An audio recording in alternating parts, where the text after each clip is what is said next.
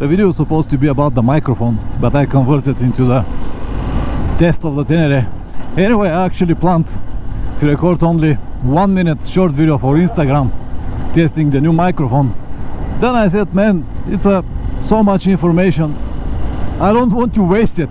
Maybe it will be good idea to make just a full video about the microphone, testing in any kind of conditions, and provide this information for those who need it.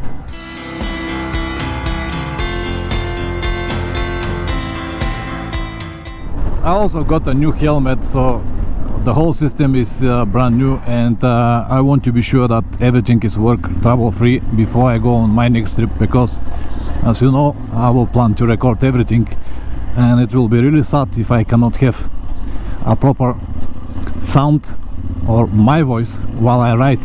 I'm also curious to know, is it possible to catch the sound of the engine and different noises that are coming from the bike. So this video is not to testing the Tenere, even though it's going really well on such a terrains.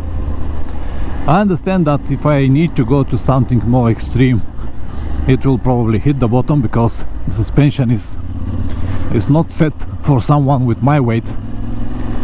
At the moment, include all of my gear, I weigh around 115 kilograms probably, and the suspension is set for rather 70-80 kilograms.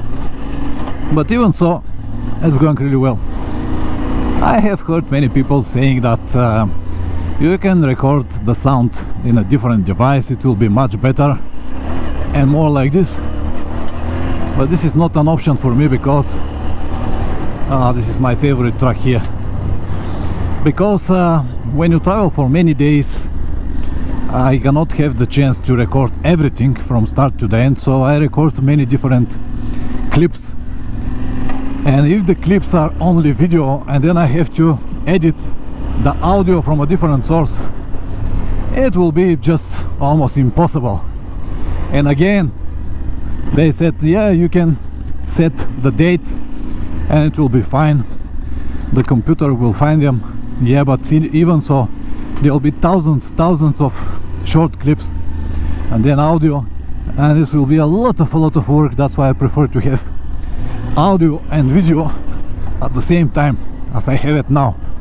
Even if it cannot be that good, it doesn't matter, but at least I'm gonna have it without any more additional efforts. This is the point, to be easy for me to travel and record everything. The forest is getting really green. This is nice. As I said, I'm also curious to see, can I get the sound of the engine with this microphone. I hope yes. Oh man, I love this bike. I love it.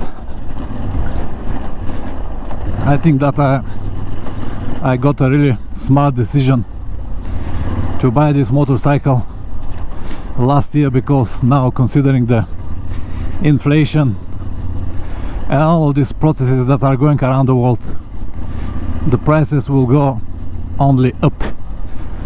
Yeah, it is what it is. Let me now check it properly, what will be if I'm riding on very windy road like the one that I'm gonna get now, with a higher speed, let's say 120-30. Now I am with 80-90 kilometers per hour. Very strong side wind, but let's say this will be my average speed, 90 to 100 when I travel. And test 1 2 3 4, test 1 2 3 4. Let's go to 120. Now, because of the wind, because this helmet is not really quiet, I barely hear my voice. So we'll see what the microphone will get. But yes, it's good to be tested everywhere. Now I got almost 140. very strong wind, a lot of noise in my helmet. 150, the same story. Yeah, I don't plan to film and record sound on such a speed, but it is good to know what will be. The usual speed will be 80-90, like what I right now. Also, this microphone setup requires a few things before you even test it. First of all are the settings in your GoPro. You have to go to the main menu and then find settings, output, input, and then when you plug your adapter there will be a sub-menu saying that there are a few options actually. The first is standard mic, the second is standard plus, and then are the powered mics with the battery. I use a standard mic without any battery because, as I said, I don't want to have this a different source that I have to think of, a battery to turn on and turn off. If you forget to turn it on, there will be no audio, and many more like this. But what I will suggest and what I use at the moment is a standard microphone. If you use the option standard plus, it will boost the level of the microphone with 20%, and this might sound like a good option, but what it actually does is to create this constantly clicking, very annoying sound in the audio, because it is a windy situation anyway, and at the end you finish with no audio instead of better audio. So remember it, standard microphone. And also around the microphone you need at least 3 different layers of foam to be insulated from the wind. And at the end I just mount it on my cheek, right in front of my mouth, and underneath of the helmet I've got this wind protection, which also helps to have a better audio. I just stopped to check the sound, and it was not good at all after 140, and I realized that one of the front vents, this one actually, there is only one front vent, was open, and actually the wind was going straight into the microphone. So I'm gonna check it again after a few minutes on that speed. But anyway, as I said, I do not plan to record anything on that speed, but it is good to know the result. The rest of the footage was good, was really useful. I like what I saw, and I hope that this system will work for many years, trouble free. The GoPro cameras are not perfect, even though they are probably the best option at the market at the moment to use for vlogging or whatever you want to name it, but they've got some issues, some bugs that I have found during the years. One of them is with the microphone. First of all, you have to use this big adapter to be able to have this 3.5mm audio jack plug-in. And the first problem is where the hell to mount the adapter. And then you need big case, which makes the camera even bigger. But sometimes, I don't know, is it the GoPro camera or the adapter make these problems? So the camera cannot recognize the adapter, and on the section input output you'll see just NA, which is mean it is not recognizable, and this leaves you without any audio, which is not good, especially if you have a very rare and important footage. But there is nothing I can do about it. It is what it is. I just got the habit every time before I start recording to double check again these settings, and if it's NA, I just plug and unplug the adapter a couple of times until it shows that it's there. But as I said, on each one of my trips I always got some kind of footage that is without audio, but let's say I can live with it. I have tried many different systems and none of them work that good as GoPro. Also the picture quality, the build quality, video quality is really good. The stabilization is a good option, And yes, this is the best, not perfect, but the best option that I have found so far. As you know, I never ride fast, but this 20 horsepower more than my old Tenere came just perfect. I never wanted to have 100 or 150 horsepower, but this 70 are so good to have when you need it. More than this, yeah, it could be fun, but also even if you have 150 horsepower or 200 horsepower, there will be some situations that you will find it not enough. So the battle of the horsepowers never actually finish. If you go on this direction, you will finish chasing a lot of power for what? Sacrificing different things. That's why I'm happy with this Tenere. This is a typical Bulgarian style houses. Nice. Most of the time I will ride on the roads like this, and on this type of roads even 20 horsepower are more than enough. In fact, I did my trip around India on Royal Enfield Himalayan, which is 26 horsepower, and this is a clear fact that I never felt underpowered, never ever, because the traffic is terrible, the roads are very narrow, and once I went to North India, Ladakh, the mountains, I never need more power than this, honestly. Now I'm standing on the peaks with 90 kilometers per hour, testing the sound once again. Should be nice, but we will see. For this type of roads, I think that the sound will be very good. But again, I'm gonna check it and inspect it later. Now I've got like 80-90 per hour. A little windy, but not that bad.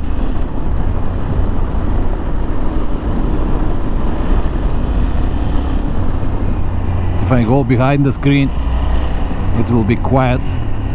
So I might add, let's say, a small deflector here to prevent this buffeting in the peak of the helmet, and we'll see how it's working. I hope it will be alright. Now on the main road, very windy road. This is Varna Dobrich road, for those who know it. The straight road with a lot of wind, and now I'm riding with, like, say, 140 kilometers per hour, 150 kilometers per hour. Test 1 2 3 4. Test 1 2 3 4. I don't think that it will work. Now I'm on the way back to the town, because the city riding in the traffic is also a very important part from my tests. I'm sure that it will be alright there, because the speed is low. And I also stopped again to check, and I found another one issue. Probably this windscreen is a little bit shorter, or maybe thinner than my old screen, because now I've got a lot of bugs on the camera. Usually I do not have. So I might need to add this deflector here also to prevent the bugs going into the camera, because once they go into the visor, you see nothing, and again you finish with useless footage. I just clean it, and I already got one here. This is very important in the summer, but we'll see. I told you that I was going into the town, but when I saw this section here, I cannot resist. This is the place actually where I was testing the AGP PR7 last week, so it's a good option to go with my motorcycle as well and see the difference with these bumps with 60-70 kilometers per hour. I love it. More I ride it, more I love it. Of course, there is a big difference between 48 millimeters quality suspension and 43 millimeters what the Yamaha got. But honestly, guys, how often I am going off-road on trips? Okay, maybe I'll do it once or twice on every trip, but the rest of the features that this Tenere have got are much more convenient for my type of trips. Not for everybody, for my type of trips instead of having this AGP PR7. And also it was surprisingly expensive. I thought that the price is going to be cheaper, but no, it's not. 11,000 euros for this motorcycle. I think it's too much. Of course, I can feel here the lack of good suspension on the Tenere, because it's just hitting my arms stronger. I cannot just fly over the bumps. What I need to do is just to slow down a bit, and I'll be alright. But it's still manageable, still manageable.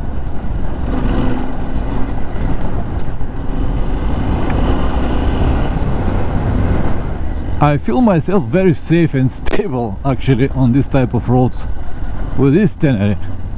Almost like my old Tompa. In many ways even better, because the suspension of my old Tenere was very hard. This is a little bit more plush, which got some downsides and pluses as well.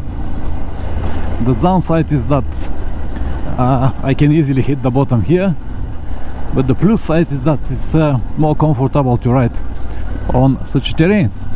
The video is supposed to be about the microphone, but I converted into the test of the Tenere. Anyway, I actually planned to record only 1 minute short video for Instagram testing the new microphone. Then I said, man, it's so much information, I don't want to waste it. Maybe it will be good idea to make just a full video about the microphone, testing in any kind of conditions, and provide this information for those who need it. So the big difference between Tenere and AGP was on the roads like this. Once you come here with the AGP and press the brakes, you realize that it's very, very difficult to stop, especially downhill, because of the different braking system. Right, back on the twisty roads. Wonderful.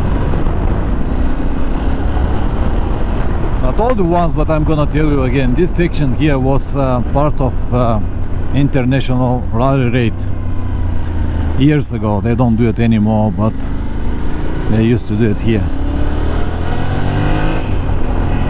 And this now is the last test that I like to do, riding in the towns or villages with low speed, if possible traffic. Fortunately no traffic here, but anyway, it will be the same story.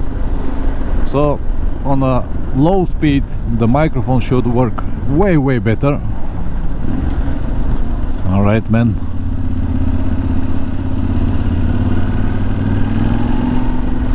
Then riding on high speed because of the wind, as I said.